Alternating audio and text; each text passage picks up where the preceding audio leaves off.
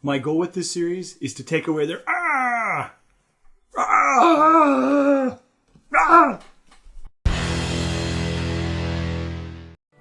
Airbrushes, airbrushes, airbrushes. One of the most common questions I get, what kind I use, what are the best type to use, are they hard to use, what are the best paints, are they hard to clean, etc., etc. I've even had people tell me that they bought an airbrush and then it sat in a box in their closet or in a drawer for literally years because they were afraid to use it.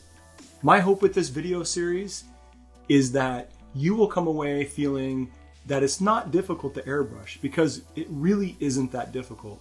I think people get airbrushing in their head and they see the equipment and they just freak out.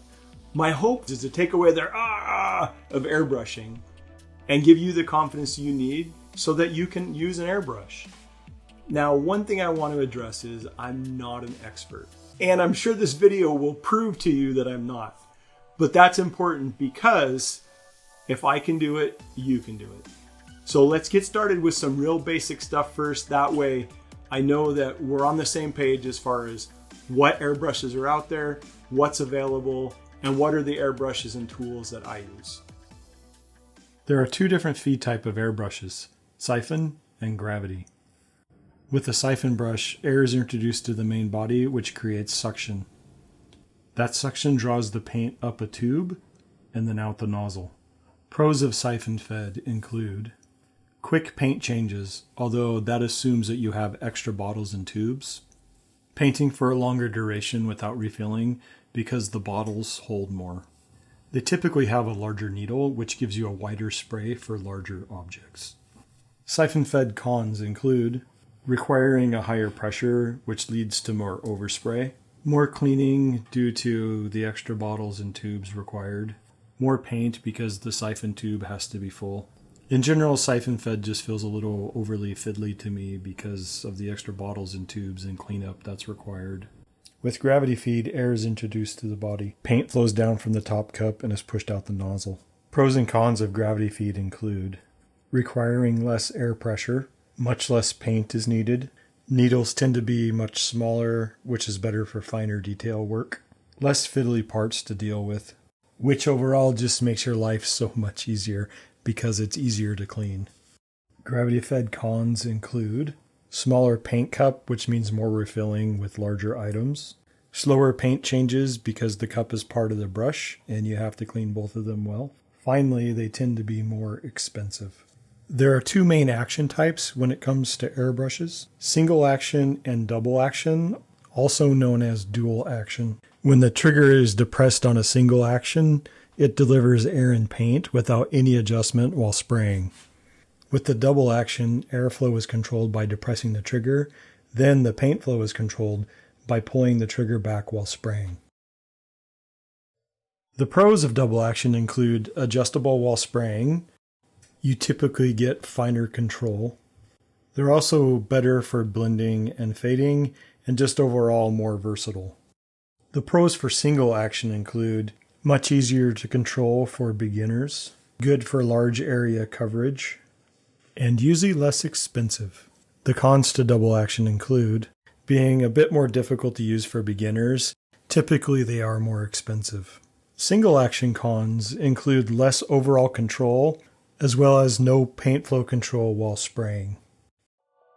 Now we're going to go over the airbrushing equipment that I own and use.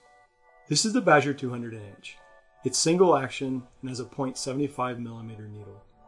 The .75 millimeter needle is very handy for spraying wide areas because you can bring the needle way out, open this thing up, and it's like a fire hose. I don't use it that much anymore though, because I prefer the double action and the gravity fed brushes more. This one can be had for $75. This is the Neo by Iwata. It's dual action, has a .35 millimeter needle, and you get in gravity fed or siphon fed if you prefer. It retails for $60. Even though the Neo is Iwata's base model for airbrushes, it's the one I recommend people start out with. It's a really great airbrush, especially for the price. Now I know what you're thinking. It's like, hey, yeah, I can get an airbrush for like 20 or 25 bucks. Well, before I bought one of these, I bought 3 Harbor Freight airbrushes, 3 at like $22 a piece. I don't have those anymore. I went through them like candy, and I still have this one several years later, and it's still in use.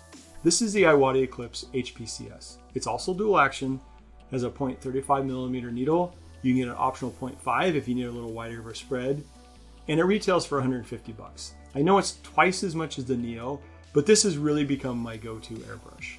Even though the Neo and the Eclipse look very similar, there are a couple differences that justify the price difference.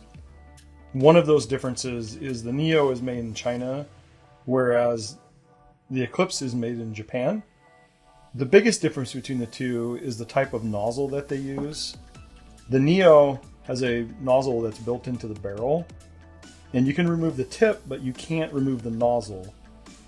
The reason why that's a negative is because it makes this unit harder to clean, and you can't replace this if anything happens to it. The Eclipse has a removable nozzle, and that makes cleaning, and most importantly, replacement, so much easier. This can be replaced as well as the tip, separate from the barrel. So that's it for the airbrushes that I use. I really prefer the Iwatas. I know there are a lot of other brands out there, but Iwatas are what I've used and have had great success with. And once I started using them, my frustration with airbrushing went way down. I know in the comments you're going to want to ask about other brands. I really can't speak to other brands. I know a lot of people use Badger. I have one Badger. A lot of people that like the Pache or Pass. I don't know how to pronounce that. If you use them and you like them, that's great. All I can really speak to is the airbrushes that I use and like. In the next video in this series, I'll go over the compressors that I use, and we'll maybe even get to some painting. Until then, I just want to say thank you for watching. I hope this has been informative to you. If you have questions that you think I can answer, go ahead and ask them in the comments below. If you haven't subscribed already, I'd really appreciate you hitting that subscribe and like button on this video. Until next time, see you later.